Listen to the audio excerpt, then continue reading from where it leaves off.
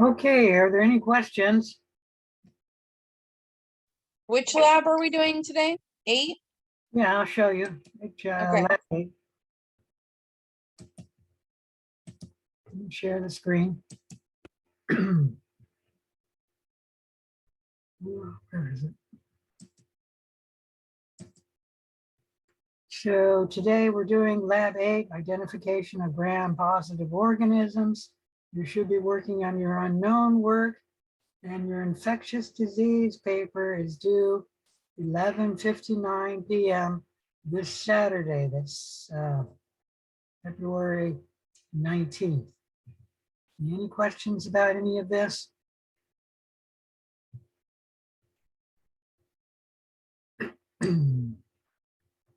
All right, I will be here until at least 8 o'clock. So if you are working on the lab and you have questions, I can answer your questions while I'm here.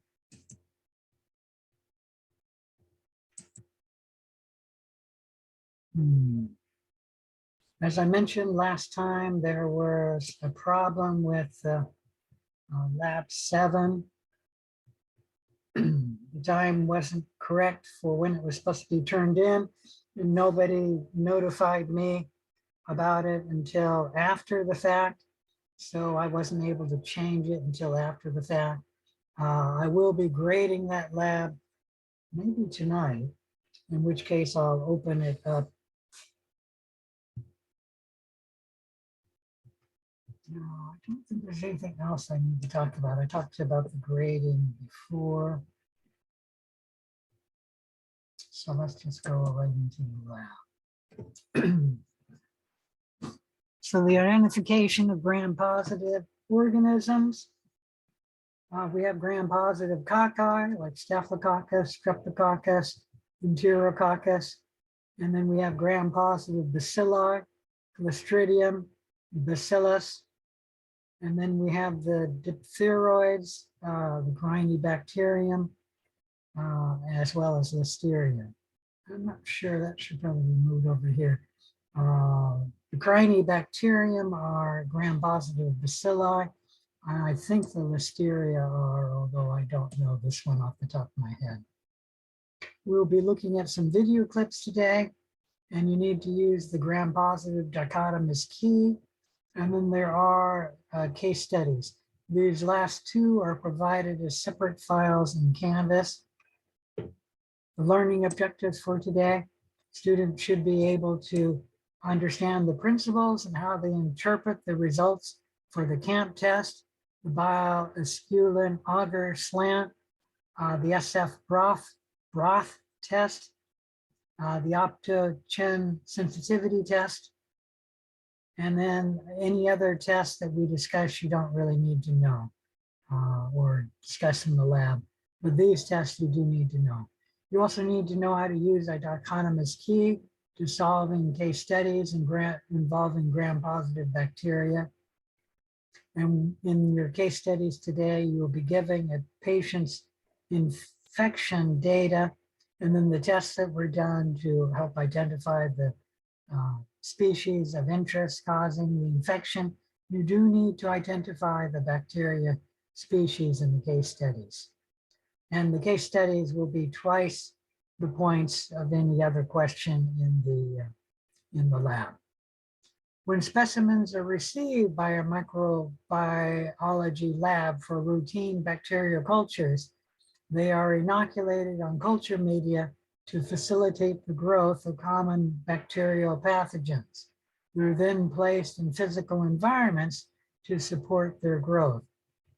Microbiologists can use colony morphologies in the gram stain to provide important information about the classification of bacteria. However, you will need to run further biochemical tests in order to isolate and identify the bacteria. The tests we're going to talk about in today's lab are the CAMP test, the bioesculin hydrolysis test, the SF broth test, and the Opto-Chen sensitivity test.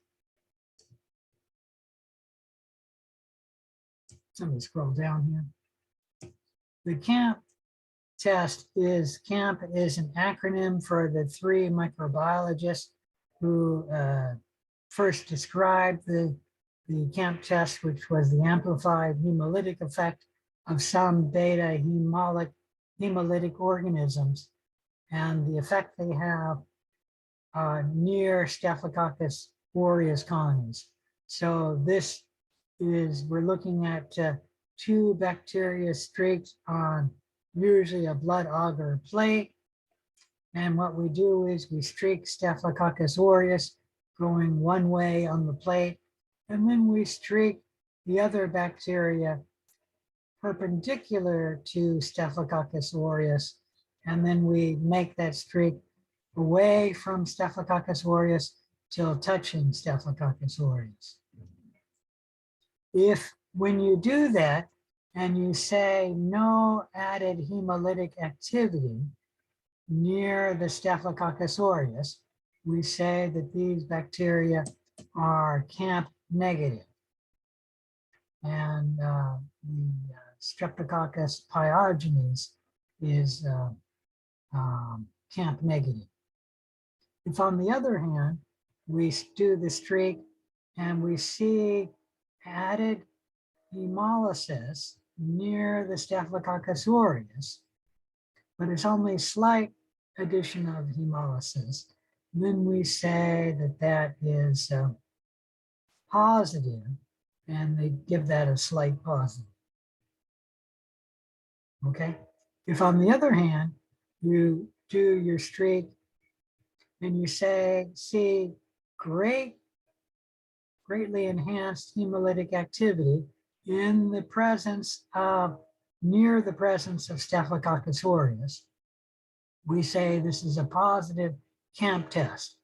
And Streptococcus algalactiae is one which shows enhanced positive CAMP test. You'll note that this is the streak, and we do have hemolysis around the streak. Blow that up.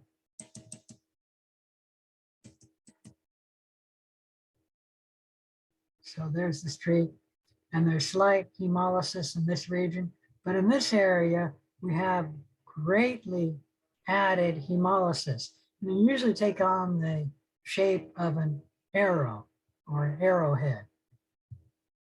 And then there's the Staphylococcus aureus with the hemolysis around the Staphylococcus aureus. So this being positive in the CAMP test. Any question about the CAMP test?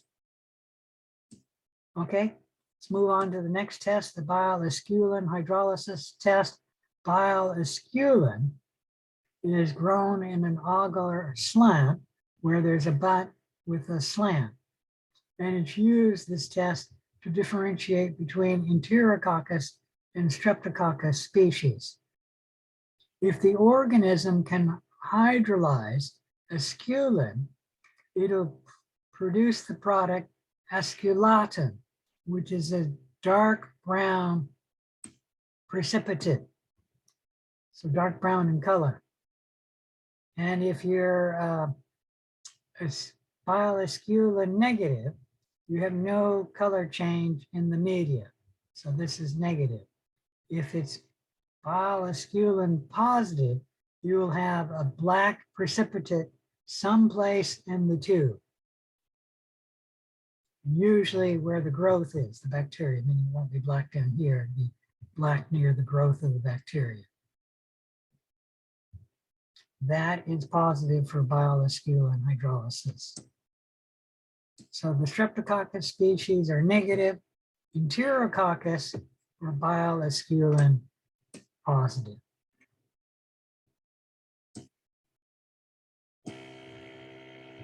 In the SF broth test, SF stands for Streptococcus faecalis, meaning it's a test help to use and identify Streptococcus faecalis. However, Streptococcus faecalis was renamed and it's now called, I'm not seeing it here. It's now called Streptococcus faecalis, meaning they made a different genus.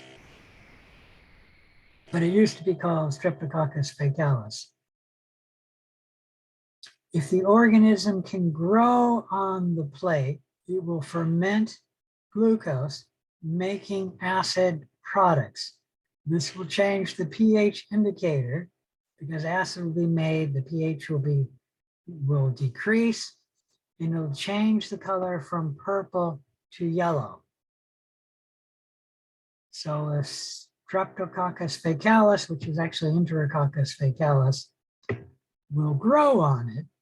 It'll be positive, and if it'll be some other species which cannot ferment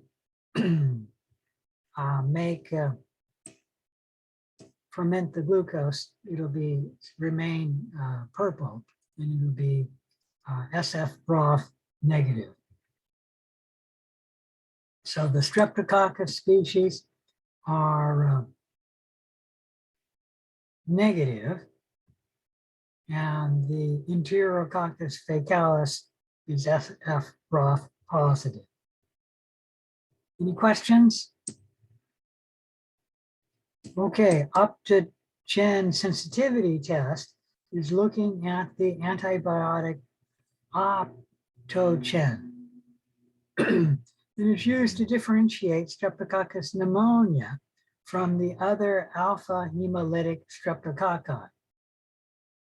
Streptococcus pneumonia is sensitive to the chemical,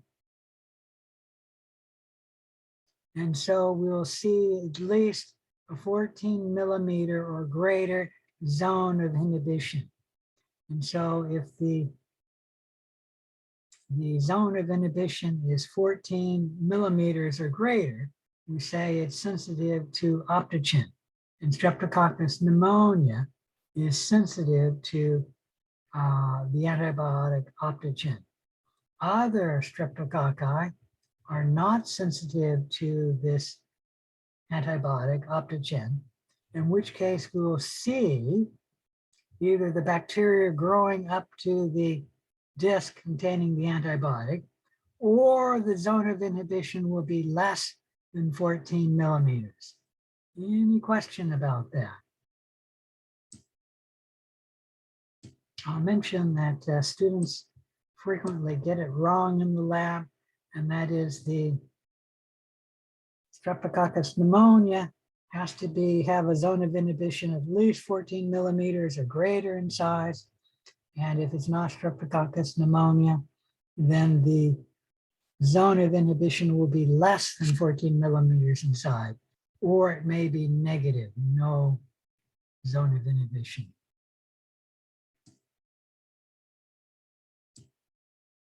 All right, so you need to know about a dichotomous key. Microbiologists use a dichotomous key to help them arrive at a logical solution where you go through a dichotomous logic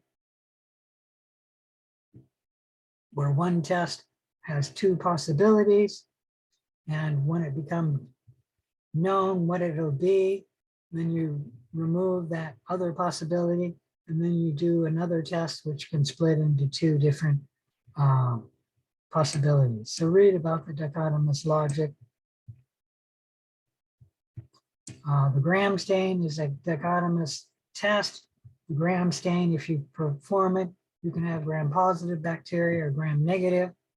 If the bacteria are positive, we then remove these possibilities, and then we do another test using dichotomous logic, such as whether the bacteria are bacilli or cocci.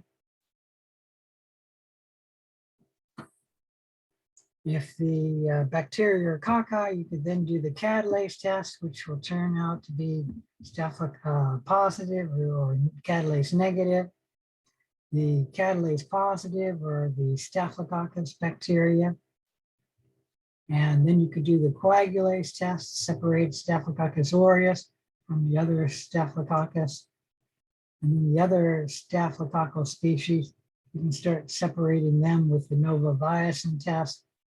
Staphylococcus epidermidis is positive for the novovirus test, meaning you'll say a zone of inhibition around it, whereas Staphylococcus saprophyticus is novovirus negative. All right, any question about using dichotomous logic? If not, let's move on. So you're going to be doing laboratory 8. You're not going to be physically performing any of these activities. However, you will be responsible for knowing how to perform and interpret them. You have video clips on the SF broth test and the bile esculin test. It's one video. And then we have another link to a video on the CAMP test.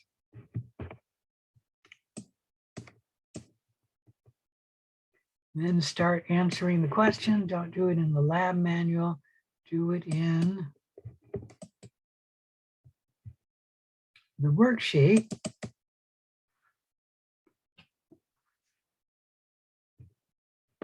And fill out this table. You will be able to get some of these results, like the CAM test, from this lab, but other results you need to put in to fill in the table, you'll need to look up the information from a previous lab, specifically the last lab. But like the Endospore test, that was several labs ago. You have to look that information. You need to describe what the positive result is, like negative stain for capsule, meaning you do not see a clear halo around the cell. Let me think about that. No, that's not right. It's not negative for the capsule, it's the negative stain. So this, we're looking for a positive result, meaning you will see a clear halo around the cell in a positive result. And for a negative result, you will see no halo around the cell. Any question about that? You need to fill in this table. Here we have a little discussion of the dichotomous key. If you don't know what a dichotomous key is, go ahead and watch this video. It'll work through how to use the dichotomous key and what they're used for.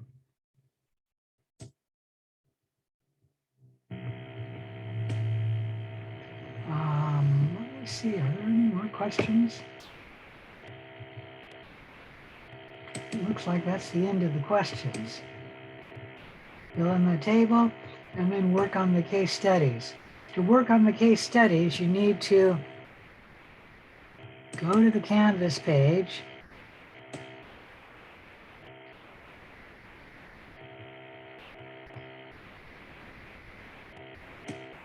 And click the case study 1 link, and then click the dichotomous key. You need the dichotomous key for getting the information and then getting your results from case study 1.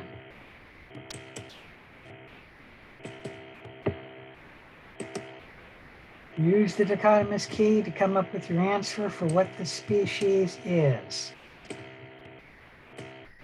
So we have in the first page, gram-positive bacteria that are bacilli on the second page, and on the first page, gram-positive bacteria, which are cocci. And let's just go if it's catalase positive, cocci, gram-positive. Then it's a Staphylococcus species, and we can separate out Staphylococcus aureus from other Staphylococci, because Staphylococcus aureus is coagulase positive. The other Staphylococci, like Staphylococcus epidermidis, is coagulase negative. Any question about any of that? So work on the case studies. Where am I? And then there are 8 case studies.